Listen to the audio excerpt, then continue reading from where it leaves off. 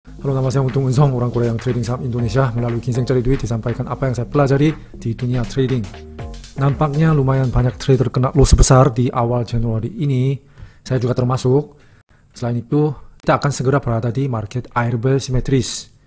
Maka dirangkum video cara mengatasi kerugian besar dari contoh trader Parendaren yang pernah kita bahas di video sebelumnya. Kalian pernah entry seperti ini dengan ekspektasi mantul, anggap ini koreksi, tapi masuknya bukan all in, hanya let's say 10% dari modal. Tapi ternyata sahamnya anjlok seperti ini. Ya, apakah itu menitan chart atau daily chart? Pertama harusnya di sini cut loss ya. Tapi karena masih punya 90% modal, tidak mau mengakui rugi, denial, malah cari titik average down.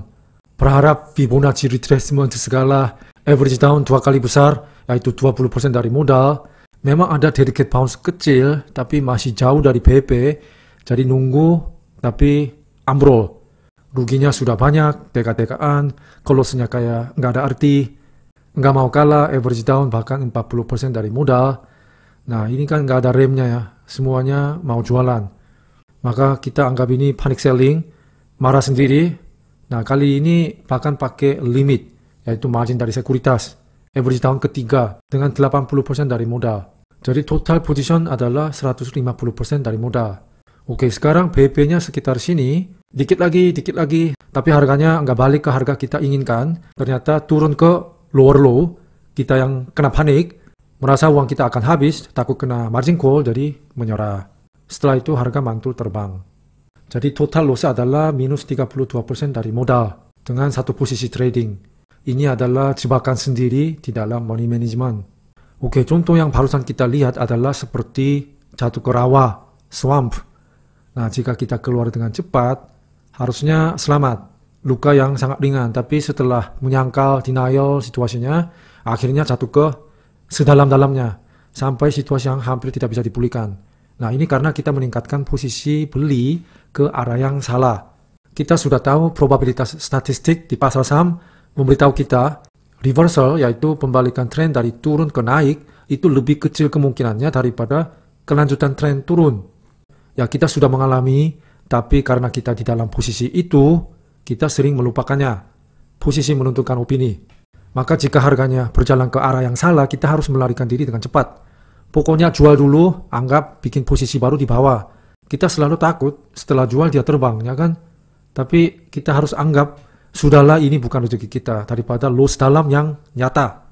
Oke, traveler trader yang kita bahas di video 2 bulan yang lalu ya. Oke, dia sendiri buka channel YouTube 1 bulan yang lalu. Isinya tentang psikologi trading. Oke, link ke YouTube-nya ada di deskripsi di bawah ya. Oke, Parendaren bilang di video channel dia sendiri, loss besar terutama datang dari 3 situasi. Pertama, beli mendadak karena tergoda pancingan. Karena orang lain berbuntung-buntung ke sana, tanpa sadar kita ikut FOMO dengan pikiran pasti ada sesuatu. Kedua, oversized. Khususnya ini terjadi saat memainkan average down seperti tadi tanpa mengakui kesalahan kita sendiri. Atau keserakahan untuk mengembalikan loss-nya sekaligus. Memuat jumlah yang kita tidak bisa tenang. Ketiga, trading balas dendam. Untuk BP. Makin kejar BP, makin dalam loss-nya. Kita sudah mengalaminya kan? Parendaren mengatakan, mengapa kita jangan membuat kerugian besar? Nah, karena kalau kena loss yang signifikan, kita butuh waktu yang lama untuk hanya memulihkannya. Pertama, butuh waktu untuk stop trading, biar asetnya tidak berkurang lagi. Kemudian setelah kita balik ke otak waras, restart sampai BP, grafik pertumbuhan aset kita akan terlihat seperti ini. Biasanya, kalau mempertimbangkan biaya peluang, yaitu opportunity cost, yang seharusnya dihabiskan untuk pertumbuhan aset dari sini, nah, hilangnya waktu terlalu besar. Trader-trader sukses dan orang-orang kaya selalu bilang, manajemen risiko adalah nomor 1, apalagi dalam waktu dekat, berusaha mau balik lagi ke airbell simetris, ya kan? Sehari bisa terjun sampai ke minus 35%. Hal yang lain, Parendaren tekankan adalah, jika kita membuat kerugian besar, itu artinya market memberitahu kita, caramu salah. Bagi kita yang menangisnya di dalam dan gelisah melihat porto minus 30%, apakah ini real? Nah, menurut Parendaren ini adalah peringatan market untuk memperbaiki sepenuhnya kebiasaan buruk kita di market. Oke, aturan emas untuk memulihkan kerugian besar yang Barendaran sarankan. Pertama, kurangi porsi pembelian hingga 1/10. Nah, sampai kita bisa membuat cuan di satu trading. Cuan kecil pun nggak apa-apa. Memang stop trading juga cara yang disarankan banyak professional traders. Tapi menurut pengalaman Barendaran, lebih baik lanjut trading dengan jumlah yang sangat kecil agar kita tidak ketinggalan arus pasar, market flow, dan mulai menghasilkan cuan walaupun itu kecil sekali. Kemudian mulai dapat rasa percaya diri dari cuan kecil, sehingga kita bisa keluar dengan cepat dari depresi. Kedua, ketika dapat cuan, tingkatkan porsi secara bertahap. Ketiga, ini penting sih, rencanakan periode yang cukup panjang untuk pemulihan kerugian. Nah, dengan begitu kita bisa menghilangkan ketidaksabaran, impatience, dan pulih dengan tenang. Karena gangguan dari obsesi untuk harus cepat pulih, dikatakan trading pemulihan itu 5 kali lebih sulit daripada trading biasa. Misalnya ya, katakanlah kerugian yang sama dengan cuan rata-rata sebulannya ya, kalau itu terjadi pada 1 kali trading, nah kalau gitu kita anggap aja, oke, sudahlah, ini akan makan waktu mungkin 5 bulan sampai dikembalikan. Ini cara menenangkan pikiran kita dan mengurangi ketidaksabaran. Kalian pernah nonton film In Time? Ini Justin Timberlake. Di film ini, benar-benar waktu adalah mata uang. Beli makan dengan waktu. Justin Timberlake ini, di dalam film ini, dia orang miskin. Nah, setelah dia kehilangan ibundanya karena inflasi waktu, dia mengambil risiko untuk masuk ke kota orang kaya, untuk keluar dari kemiskinan. Tapi orang kaya di sini semua bergeraknya perlahan dan santai.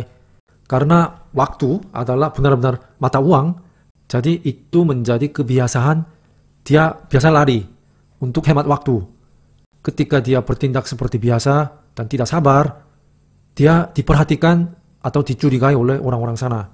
Bahkan di restoran, pelayannya curiga terus bertanya, "Anda makan tergesa-gesa? Anda bukan dari kota ini, ya kan?" Mungkin salah satu alasan orang kaya semakin kaya, mungkin karena mereka santai, jadi bisa bertindak dengan tenang. Barendaran mengatakan, ada banyak rumus di pasar saham untuk traders, seperti A plus B plus C, tapi alasan kenapa kita tidak dapat cuan konsisten walaupun ikut rumusnya, karena rumus sebenarnya adalah mengkalikan dengan trader itu sendiri. Artinya kita harus mengubahnya agar sesuai dengan sifat risiko dan prinsip kita sendiri. Lalu dia bilang, ketika harga saham terus turun, ya bisa aja kita menaikkan jumlah nilai pembelian, averaging down, nah seperti sebanyak 2 kali, 4 kali lipat, ya bisa aja suatu saat kerugian itu mungkin akan pulih. Tapi jika itu menjadi kebiasaan, nah kita kehilangan segala aset kita dengan salah sekali aja. Itu seperti time bomb. Nah, solusi yang sama bisa ditemukan di buku-buku kayak seri Market Wizard, nah di mana hanya top traders aja yang diwawancarai. Anda sudah memulihkan loss-nya bahkan setelah mengurangi jumlah nilai pembelian. Artinya skill kontrol diri Anda itu sudah bertumbuh dengan terus mengumpulkan cuan. Oke, kesimpulan dari Barendaran. Pasar saham terus berubah, pola juga berubah, ya kan? Jadi jika metode kita tidak berhasil, mundurlah dan amati dan mulai lagi dengan posisi kecil. Saat mengalami kerugian besar, keluar dari trading room, cari tempat yang bisa teriak seperti cewek ini. Mengeluarkan kata-kata kasar, boleh, biar hilangkan stres, keluarin stresnya. Misalnya kalau tidak ada tempat yang layak untuk teriak, ya kita masuk aja ke dalam mobil, lalu teriak, F-words. Seperti film ini. Nah, ini judulnya The Big Swindle. Sebagai referensi, aktris ini pemeran utama dalam drama Korea yang topiknya saham, Cleaning Up, yang baru-baru ini kita review di channel Ginseng Cari Duit. Anyway, di sini pemeran utama, pria ini, dia membalas dendam dengan menipu para penipu yang membuat kakak dia meninggal. Tapi dia melakukan revenge itu dengan waktu yang lama dan direncanakan dengan otak dingin. Jadi sekalipun aset kita cepat rusak, menurun drastis, kita pulihkan sedikit demi sedikit dari perspektif jangka panjang saja. Oke, sekian dari saya. Luka yang dalam pun bisa sembuh seiring berjalannya waktu jika dirawat dengan baik dan tepat. Oke, kalau konten ini bermanfaat, like dan jangan lupa subscribe dan komentar dan set alarm biar tidak ketinggalan konten berikutnya. Terima kasih, sampai jumpa.